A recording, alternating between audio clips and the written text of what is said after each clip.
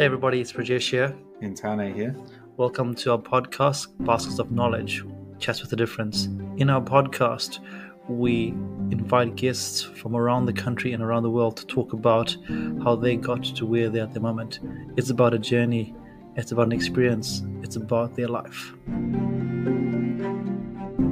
Kia ora koutou, everybody. Welcome to another episode of Baskets of Knowledge. It's really beautiful to be having you back again, and it's beautiful to see Tane's face because we've missed you over the last few sessions.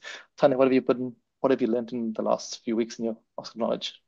Yeah, over the last week, I was fortunate enough to go away with Awa or Te Ao Kairangi for the Māori culture tournament up in Rotorua for Matariki weekend. And so that was an awesome opportunity to, I guess, embrace my Māori identity. And being the first time that I've gone back to that tournament since playing myself, it was really cool to, I guess, instill some of those beliefs or values I wish I had going through that journey, seeing people who are still very much learning their whakapapa, right, to the people who, truly embrace it and learning how to combine that all into one team. But also, I think my biggest takeaway from that weekend was just, how strong I am in my Māori identity now and how I want to get more into those spaces where it is valued. And that's not to say that it's not valued in other spaces, but I think going into that tournament, going into a team that, that is our main focus around whanaungatanga and whakapapa, really allowed me to embrace myself and be my true self. And that's where I really,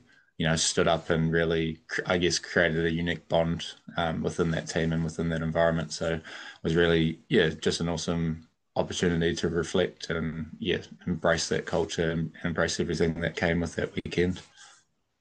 Beautiful. For those of you that have been following us for a long time, you have learnt and heard about Tane's journey in his identity, and it's really beautiful, Tane, for me seeing you this happening, and traversing the two worlds of Pakeha and Māoridom, and how you're just growing and taking the values from both spaces and just making your own, which is really beautiful. So really, really proud of you, and it's really awesome seeing the mahi that's working out in that space for you. So it's really beautiful. And I guess my learning from the last episode was time waits for nobody. There's a clock and the clock is ticking, and tomorrow's not promised to anybody. So if you have something that you want to do, something that you want to say, something that's sitting on you, just do it. And the worst that could happen is someone says no, or you just get a rejection. And the more I reflect about this, because as I've been going on, I've been reading with like getting sick or not well, or things just happening in life, and you go, wait, let's just stop and pause and think about things. So that's my pondering over the last week, I guess, that I put into my basket that, hey, just apply for the job, ask the question, say what you need to say, and then see what happens. It's over to the other person. So those are our learnings. And for those of you that listen to us all the time, Tanya and myself can keep bantering forever and ever and ever, but it's not about the two of us. It's about our guests.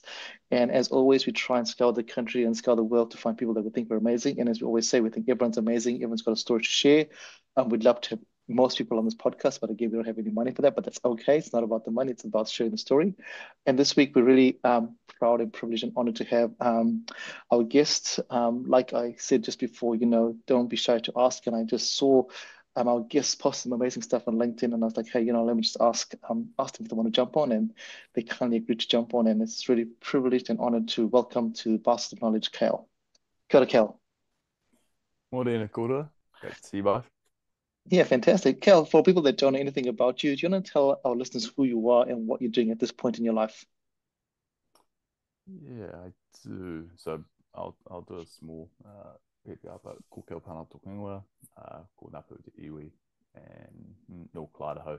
So look, for me and where I'm sort of from, I grew up in a spot and was born in Brizzy and didn't move over to New Zealand and Aotearoa till I was 10.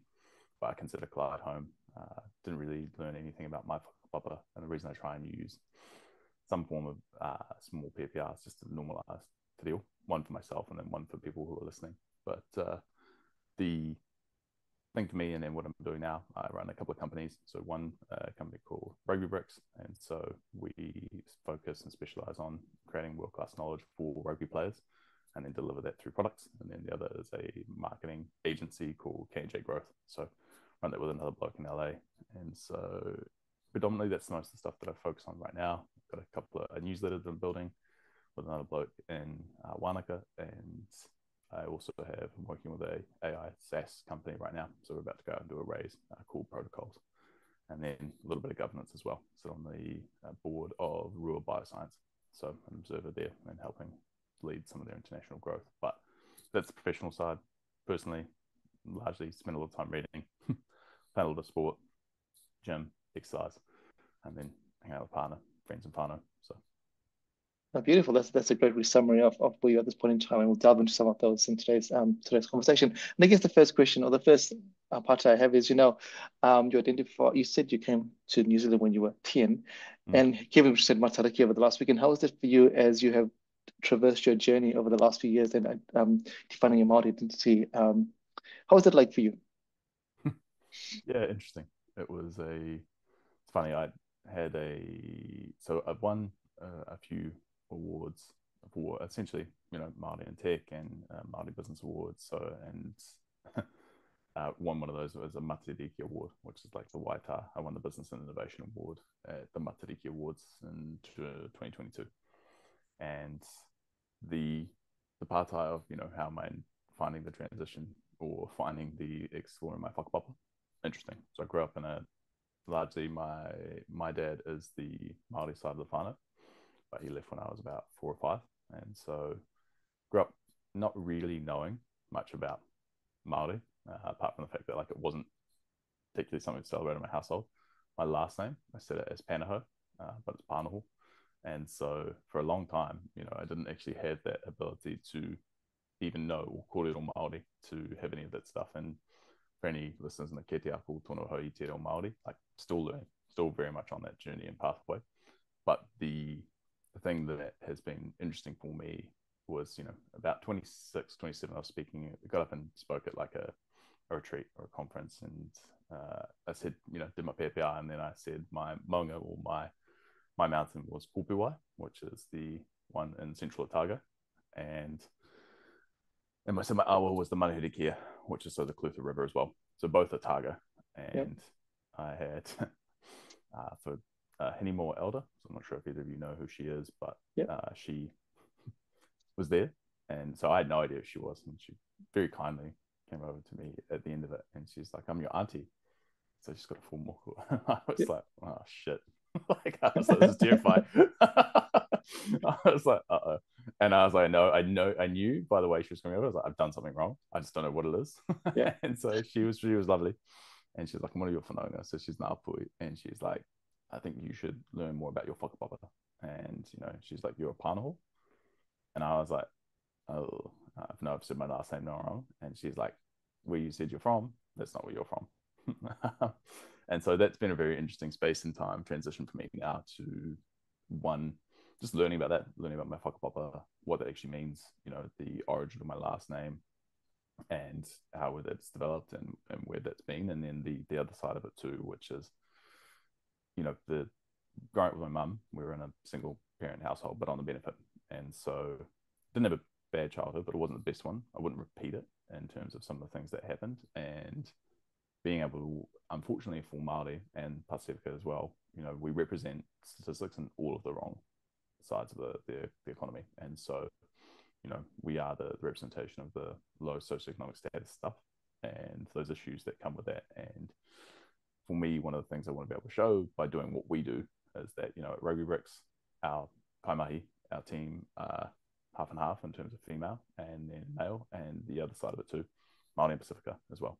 And so large part I want to be able to show through entrepreneurship and what I do is, and tech and anything else being an example, is that being Māori, like this is a place for us, but not only is it a place for us, like it's an ability to thrive and be leaders, and essentially saying, the things that gave us that ability to make that transition and get to where we were and where we are now, has a real strong focus on actually building and fostering those people and doing that for us as Māori. So yeah, reflecting that on Matariki was me. We had a real cool, I don't know if either of you were there, but at Logan Park, there was a drone show for Matariki.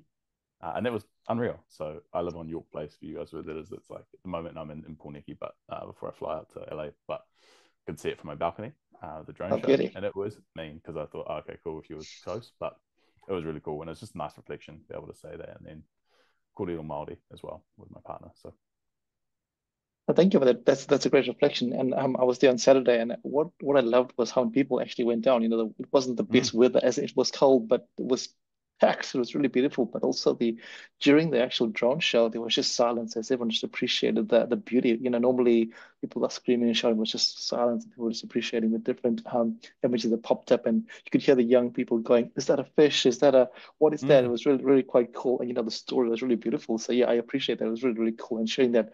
What I loved as well was that Otipoti Dunedin did that. It's yeah, a lot of people yeah, think it's a white place. And when I first moved to Dunedin, it's very white, but it's actually, wait a minute, we embrace so many cool things, which is really cool to see.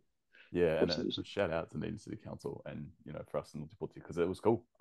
Like, and for anyone who's grown up here, it's very Pākehā, and that's yeah, not to not say a particularly bad thing, but it's cool to see Te Ao Māori being used and celebrated. So for me, it was a really cool. It was just a great moment for me to reflect on too, because my partner's yeah. from Porniki, and Oh, she was great. like, "Oh, she's like, I don't think we would have done that there." So Yeah. it was pretty mean. It's Yeah, quite cool just to sort of flex. yeah, it was a great flex as well. It was really beautiful. Mm. Talking about beautiful and flexes. What is it like for you? So, if you reflect back now into when you when you finished up high school, and if I said to Kel at year 13 that, hey Kel, in 10 years time you'd be doing this, what you're doing right now, what would you have said to someone who said that to you when you were finishing up high school? Yeah, given the level of the audience, so I'm not sure age, but I would have used some form of explicative as the starting point, and then Yeah, off with the other word. yeah, So, yeah, I don't think it yeah. would have been a. I wouldn't have believed it or probably known. So it would have been a very very different outcome from what I sort of thought my pathway was to where I am now. Yeah, as you navigated that, so you went to university, and was there a point in university where you started going, "Hey, wait a minute, this is actually a reality for me," because university is a fantastic place for people to leverage themselves, or was it something else that was not tertiary that sparked the interest for you? I think so. Tertiary education was a very fortunate time, which is people who are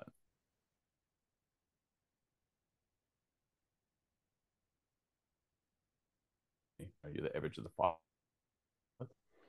and as that result, and seeing that side of it was that I just got to live and hang out and spend time with people who were doctors, dentists. The flat that I lived in was four other dentists, and then upstairs there were between doctors and dentists, and then another bloke who was working in a startup, and that's where I got my first job as a startup. And so for me, that inflection point of obviously we grew up in a household where there was no money, and to an extent, still sending cash or paying for bills at home for those things, and to have them, you know, living and seeing what they were doing and how they were thinking about life, it was a very different outlook, right? Because you don't just when you're in a low SES household, you don't actually get exposure to those types of ideas or people. And so as a result, coming to uni, it was really, really fortunate. And I've got a really great mate, Jimmy, one of his friends, and he's a dentist, but just a really great bloke. But his outlook on life was, learning, really enjoyed what he did. And, I look at him as someone who's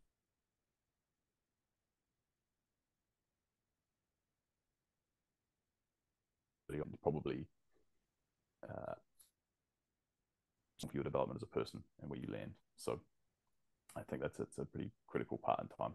So definitely tertiary education helped, and then just the people you get to spend time with. That's so true. But again, it's opportunities that sometimes you go to tertiary provider, or you go to the spaces here, but you don't take advantage of opportunities. And I think that's a testament to each individual that chooses to do that. There, you could have chosen to be like, this is my life, this is it.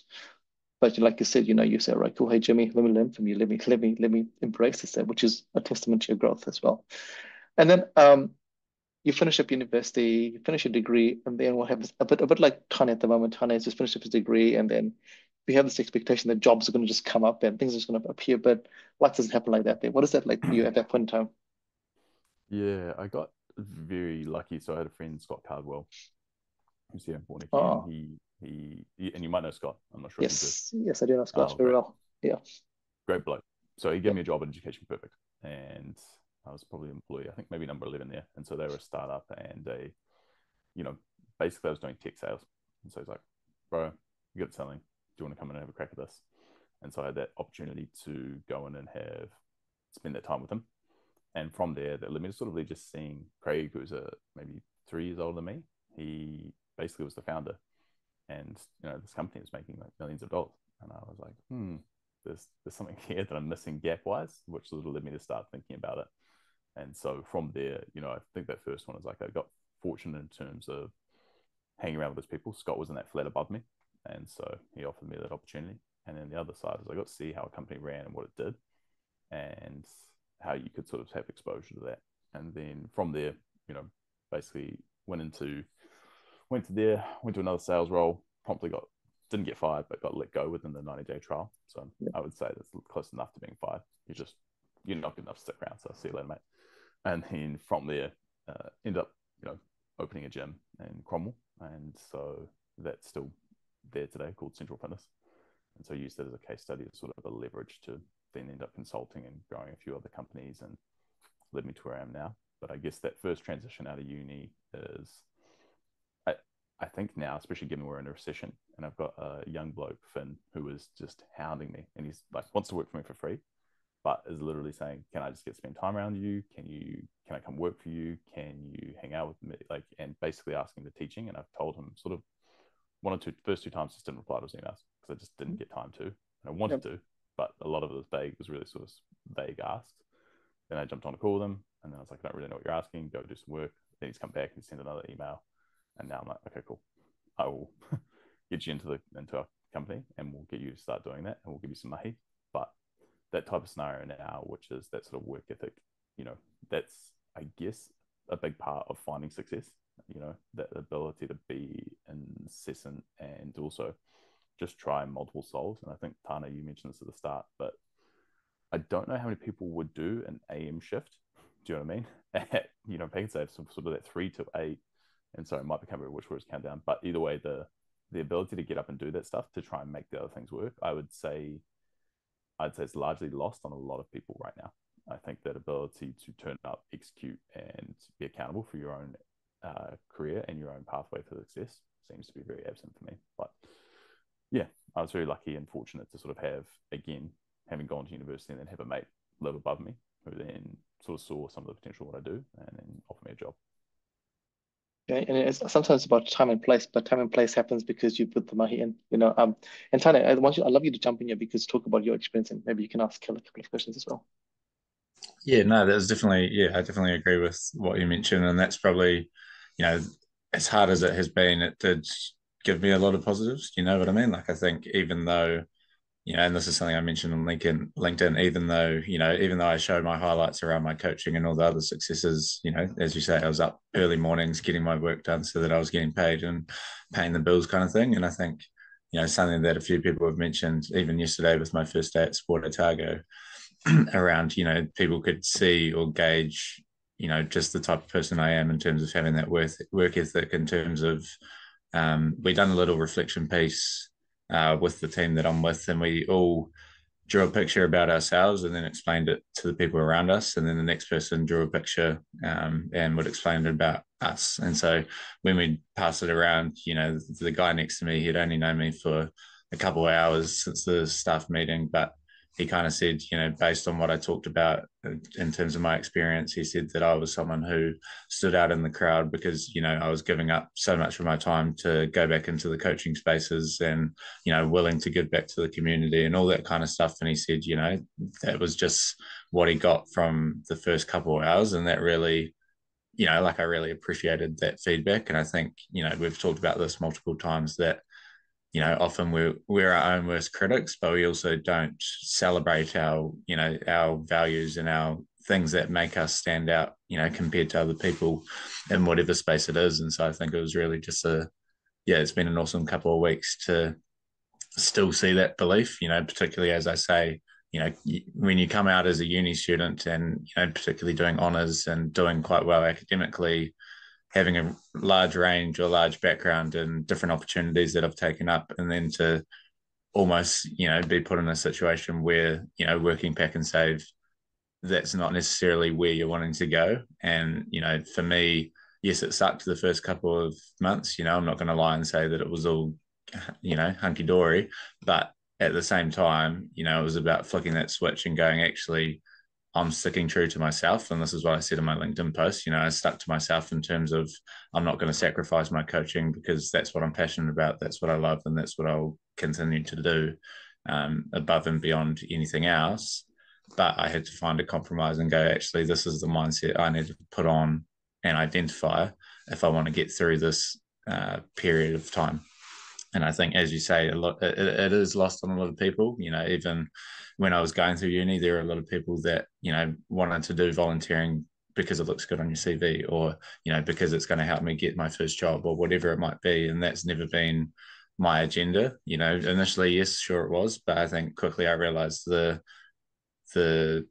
positives you can take out of volunteering. And, you know, particularly now coming into sports and being a coach, I truly understand. And something that I got told from someone else is, you know, volunteers are your biggest asset, but also your biggest liability. It's about how you utilize those volunteers and how you embrace those volunteers so that they all feel welcome and they all feel part of whatever it is you're trying to achieve. So, yeah, it's been an awesome 6 months, despite being a challenging 6 months. And I think it's just a good point in time, you know, particularly as I try to mentor people that are just coming through the back end of university as well, to, I guess, just try and realize and hopefully normalize that, you know, yes, there's always going to be people that come out and straight away have a job, and that's awesome and great for them.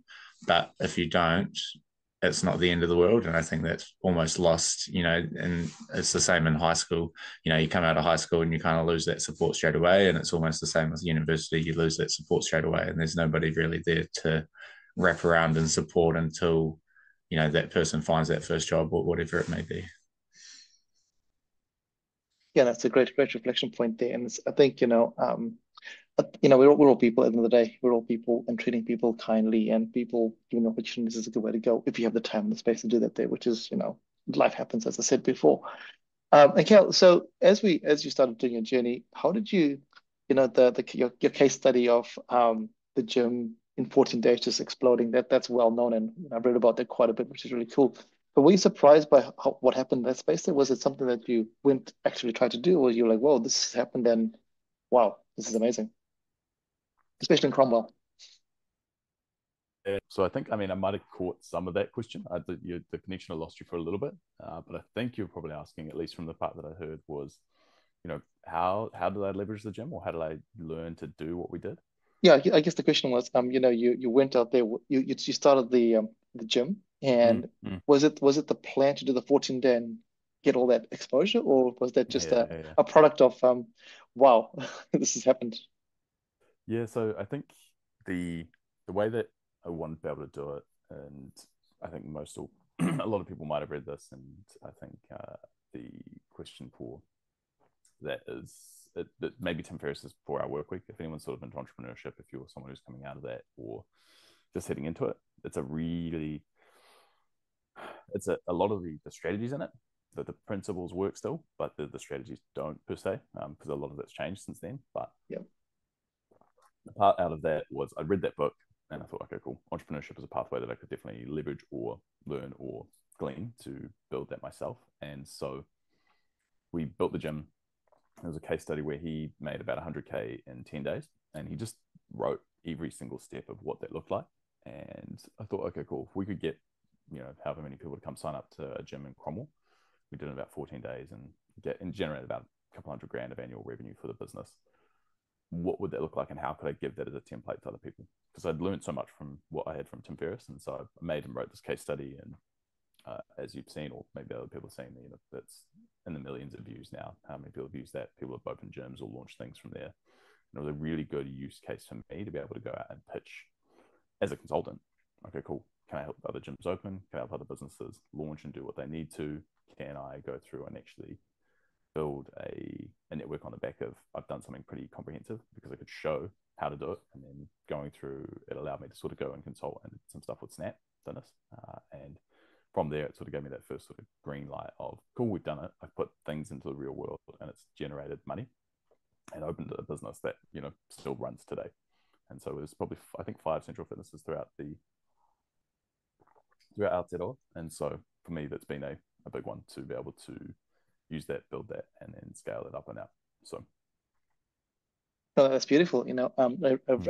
I've read Tim Ferriss's book a while ago as well, and it's pretty awesome seeing someone just taking those strategies and doing it, making it become real.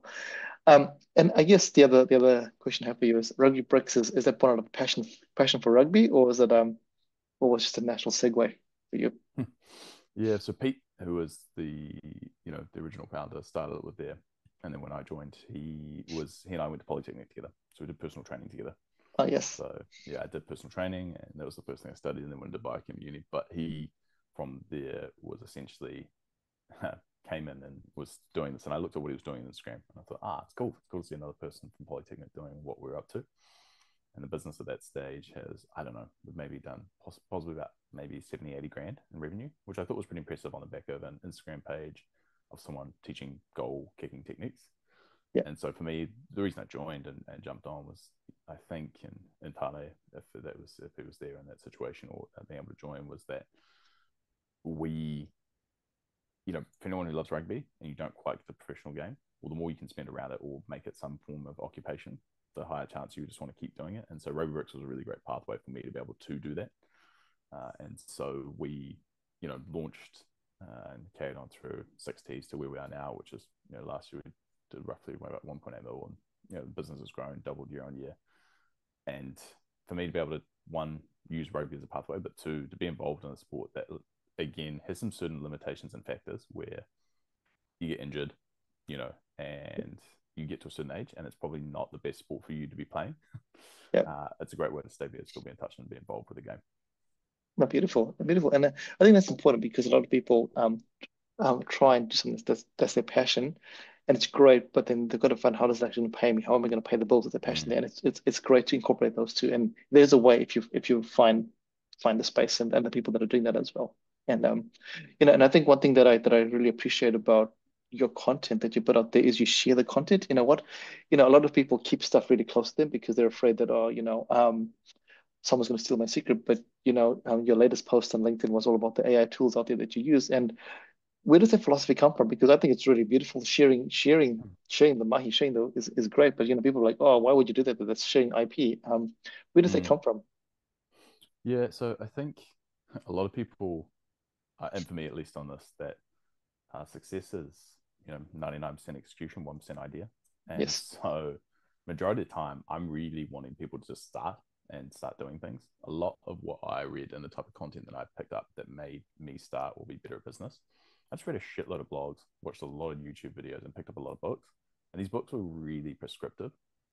And so I think, for anyone who hasn't heard of Warren Buffett or Charlie Munger, they run a company called Berkshire Hathaway, one of the world's most valuable companies, but they're essentially I wouldn't even say a PE firm. They're just a capital management group and company, and so holding of lots of other companies. But one of the things that they said is that there's billion-dollar ideas in a book, and you can read one book and use that. And for me, a lot of what I've thought is that if I could create something where a post, someone could read it, pick it up, and go through and implement it, then there's a good chance that someone might be able to start their own business or improve their own business. And I've always liked the idea that if I was worried about people stealing my IP, they still got to go through and execute it. But ideally, the biggest thing that I think stops people from starting is a blank page. And so most of the time, I try and make it super prescriptive in that, look, this is how you should do it. Here's how to click the buttons. Here's how to go through it. And then it shows, look, if I just follow this, I actually don't have to have that fear of starting. I can just do this and then see what starts to happen. And largely that works as a tool for me to be able to, one, promote the work that we do. So be proud of the stuff that we do. I find that more authentic than not putting data behind it or putting things there. And so that creates a return in terms of people coming to us and wanting to work with us. But the other is, ideally, people should just literally be able to pick that post up and say, okay, cool, I want to be able to apply it to my business. I'm going to go start. And that should be really, really useful for them, because that's how it's been for me when I've been ingesting a lot of the information from some of the best people in the world. And I think that's really beautiful because a lot of a lot of people that I follow, the Tim Ferrisses, the Mark Mansons, they have the template out there. It's not a secret. And then Mm. it's just doing it, and that's the hardest thing for most of us. We have this idea, it's in our brain, but that first step is I'll do tomorrow. I'll do Yeah. tomorrow, or I'll wait Yep. to ask somebody else. What? And that's really beautiful that you put it out there, and then the onus goes back onto you. You know, it's a bit like when we first started this podcast here, people were like, oh, why are you doing this podcast here? Get the university to sponsor it, and we're like, no, we don't want that there. You know, we just want to go one. And when someone said to us, hey, it's a time, I said, why are you doing this here? It's a waste of your time. And we're like, it's not about us, it's about talking to people and sharing, putting stuff out there because, you know, everyone's got some amazing things to share. And, you know, we've learned so much from it. So it's really beautiful that you've said that in such a nice way. Hey, the ideas out there. It's easy to do a podcast, very easy to do a podcast, but to do it over and over, it's easy to do a post, but to do it over and over is a whole Yeah. different story altogether, right? It's that consistency, which is beautiful. And one of the things I notice is, you know, you keep saying you love reading, which is really beautiful. Mhm. And also when I was doing my research around you, stoicism is something that you align to. Mhm. Is that which is really beautiful? Why stoicism? What's the anything in stoicism that you go, this is really that we can all Yeah. implement? So I think, and just talking to people collectively around a few things. So one, philosophy is something that it seems a sort of daunting thing, but Stoicism is a form of philosophy. Then there's groups of people that have religion, and then there's just people who have their own outcomes or have to go through and figure it out. Now, religion, I think, serves as a great template for people to have a set of views that typically have some pretty good stuff and some other things that you can pick and choose that just give you a prescription for here's how to do some right things. I'm not religious, I'm agnostic, but the same thing with philosophy and stoicism. It's a very practical application of here's what's pretty good, here's what's some pretty bad things, here's how to be a good person, here's how to be a dick, right? Yeah, And simple. I think, Yeah, yeah, it's a big one, which is simple but not easy. And the yeah, thing that stops a lot of people from doing this is that a blank page is really tough. And so once you go through and you have a template to follow, you can start to master it and then edit some things. And so stoicism for me largely has just been a craft that has allowed, well, I'd say craft, it's a philosophy that's allowed me to shape my life in a way that I'm proud of. And so the tenets in it are very much guided towards action.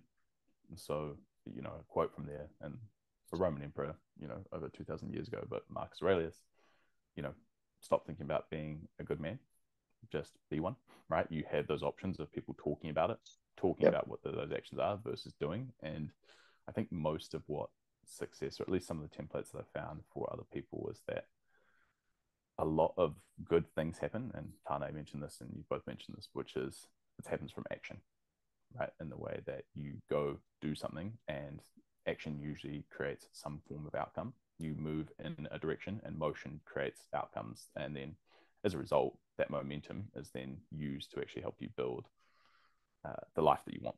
And so I think out of a philosophy, it's one of practicality, it's simple, and it promotes a lot of action.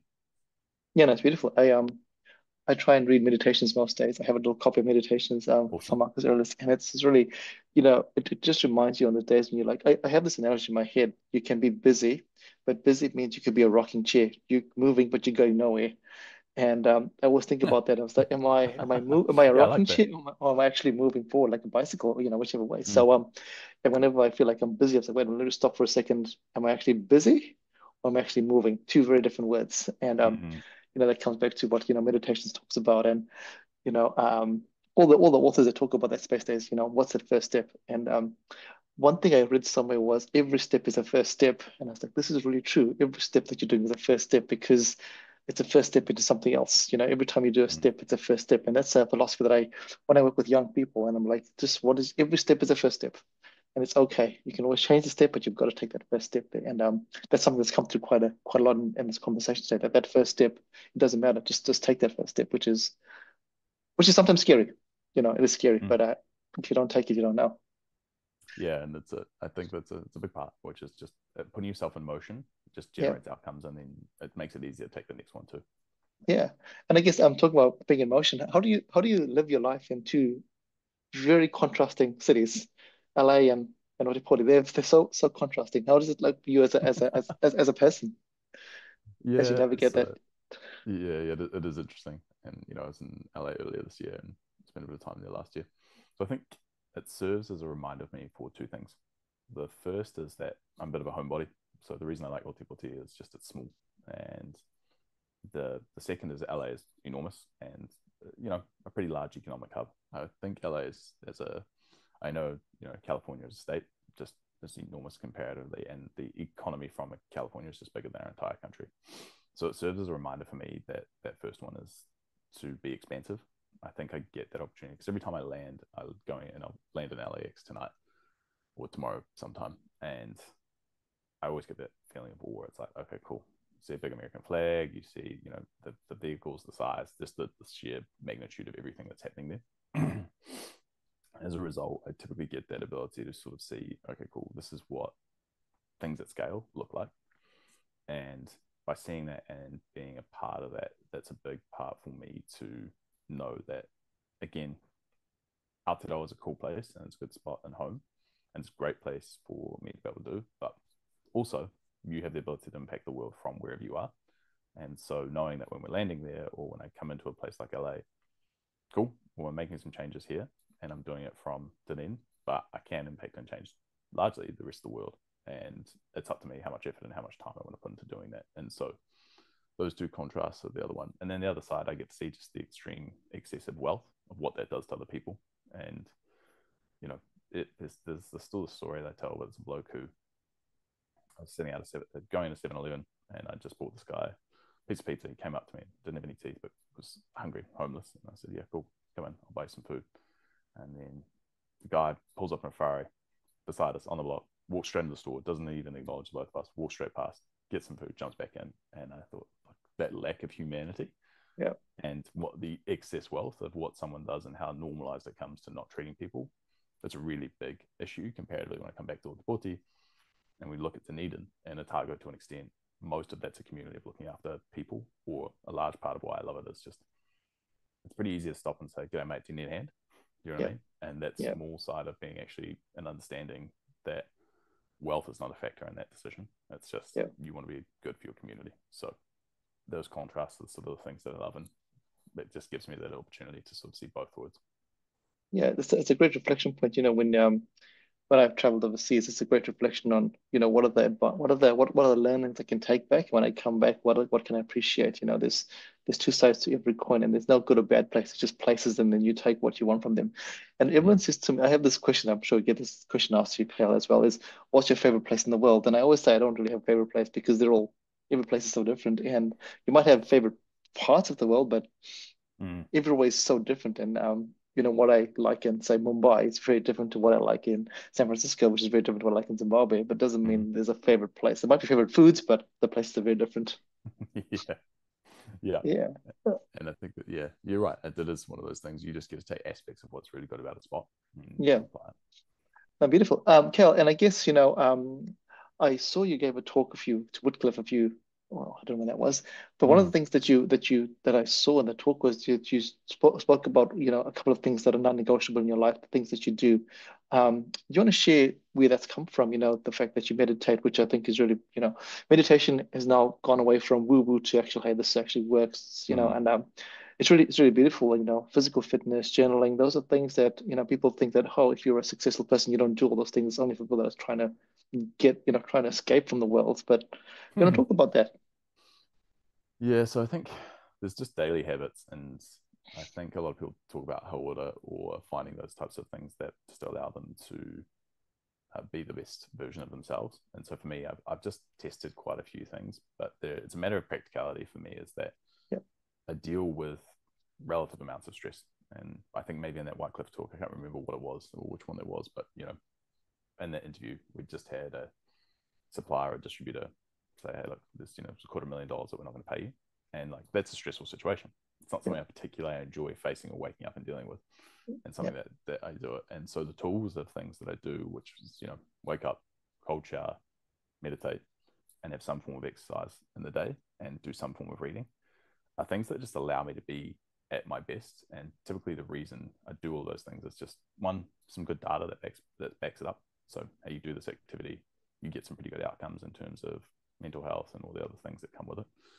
The other side is that I now just have this routine and ritual that is useful for me to be effective when I turn up.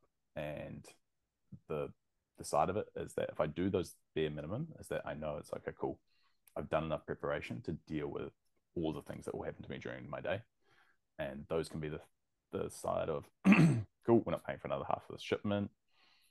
Some of our client might hear some issues. Someone else, there's just a whole lot of things that would typically cause me stress. And my all the things that I focus on to do those is just minimizing my reactivity to then be able to handle more of those things, so I can be ideally a better leader and hopefully guide through situations to be able to put our team and me in the right place to deal with them. Yeah, no, so again, the cold showers, guys. So in Dunedin, just go outside. It's nice and cold and it's raining anyway, so it's nice and easy. Right. Yeah. You don't even need to have a shower, you just need to walk outside. That's right, exactly. There we go. Boom, freshness right there. Beautiful. Cal, we've been speaking for almost an hour or so, and I know your time is precious. And I guess to wrap up the podcast, Tane had to disappear because he's got to go to Mahi. Um, but our podcast is called Baskets of Knowledge, and every week we invite our guests to share a piece of knowledge to put into our kete, myself, Tane, and our listeners. You've shared a lot of knowledge today, but is there any particular piece of knowledge you'd like to share with us that we can end our podcast with? Yeah, I'll probably use Tane as an example, and I think this just comes back to one of the things. So there's a guy named Mark Graham, and he is the founder of YC Combinator. So they put a whole range of startups through this series of things, and they go through and they've had Airbnb, really well-known Reddit. All these companies have gone through Y Combinator. And so one of the things that he talks about, and one of the things that is really, really useful, is he gives this analogy of what does a really smart human look like? If you gave them on a scale out of 100, and you gave them 100 in intelligence, and you gave another person 100 in determination, so going to that scale, the intelligent person, as you begin to reduce points of going down from 100, 90, 80, 70, that because that person still brilliant, but what they find and what they're looking at is that they're brilliant, but they're ineffectual. Whereas the determined person, if they still sit at 100 and they're still doing those things and they're going through, as you begin to reduce each of those numbers down to zero and going through or going the scale and up and the other way, the determined person is going to find how to make things work. The smart and brilliant person, the intelligent one, isn't, right? And a big thing that turns out that's really, really useful is that your determination and your grit is the one that's probably going to put you in the position to be successful. And so I think a lot of people don't start or don't do things because they don't believe I'm the right person, I'm not smart enough, I'm not the X, Y, and Z. But often, almost always, and the same as Tane, getting up from 3 to 8 a.m. to do that early morning shift, it just comes down to how much work and effort and action you want to put in. And so for anyone who thinks that, you're not that person there, and this is coming from Mark Graham, who's, founder of one of the world's largest incubators and put through some of the world's most successful companies, he said the most determined person is always going to be the intelligent person because they're going to find a way to make it work, as opposed to an intelligent person who is that if they don't find a way to make it work, still brilliant, but they're not going to be the person that actually goes through and executes. So I think I'd leave that with everyone. And I love that because I work with lots of high school students, and I always get this question being asked of me. They're like, I'm not smart enough to be a doctor, not smart enough to go to university. And I'm like, who defines that smartness for you? Just because NCA says that, but is your work ethic 100%? It is. So, let's not let those standardized tests define who you are as a person. But again, the problem though is the narrative out there is very different. And it's, and I guess, the kind of messages out there and the kind of conversations we have to try and dispel that myth that, hey, you have to be academic. I mean, there's a space for academic smart as well. I mean, let's not put that down, but there's also a lot of space for those. Not everyone is academically smart. And it's that middle ground where we see a lot of just traction that happens. Yeah, it's the person who's going to put in the work, right, and takes Yep. action. So I think, again, for anyone who just has that sort of monologue in their head, that voice that says you're not the person for this, you can usually prove that wrong, and you can do it by just actually starting and having a crack. And most of the time, success comes from iteration. Yep. Taking a step, then taking another, and you learn as you get more information as you go. So it's beautiful. What a fantastic piece of knowledge to put into our basket there. Success comes with taking action, essentially. We just boiled it right down to that there, which is really beautiful. Kale, thank you so much for jumping on today. As I said at the start, I really appreciate the knowledge you brought out there, the quarter you put out there. It's really beautiful having you share that while you are sitting there at home, having this great, easy conversation before we fly away. I guess any last words for us before we wrap up? I think, I'm not sure how many people will listen to this and go through, but again, hang out with someone smarter than you, ask them how they did it, continue to iterate. Like, I think it's a really simple solution. if you want to go and figure out how to do it, find someone who's within your grasp, send them a message, and then ask them, hey, how did you do it? That's a really quick pathway to learn from others. And then the other side of that, just take action, start. So. No, beautiful, beautiful. Thank you so much for that. That was another beautiful learning. There's so much that I've learned today that I'm gonna. It's really quite funny because you know these things, but when someone else says it and is delivering it, you go, actually, wait a minute, I can also do that as well, which is really beautiful. Thank you, Kale. For listeners out there, thank you for jumping on. Hopefully, you've learned something today. If you haven't learned something, go back and listen again because you weren't paying attention. And until next time, don't forget to keep safe, keep smiling, and most importantly, don't forget every day to put something into your past knowledge. Till next time, ka kite. Bye, everybody. Peace.